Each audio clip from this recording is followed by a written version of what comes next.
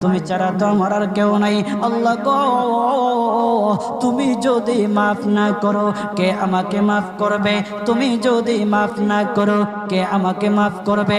তুমি যদি আমাকে মাফ করো তাহলে তোমার কোনো দিকে কমবে না, তুমি যদি আমাকে মাফ না করো তোমার কোনো দিকে বাড়বে না।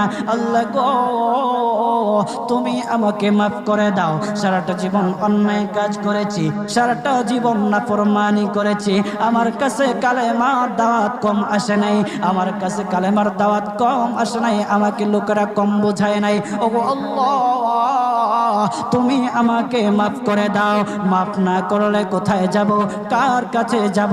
বাবা যখন মারে তখন মার কাছে আশ্রয় নেওয়া যায়, মা যখন প্রহার করে তখন বাবার কাছে আশ্রয় নেওয়া যায়, বাবা মা যখন প্রহার করে তখন দুনিয়ার কারো না কারো কাছে আশ্রয় নেওয়া যায়।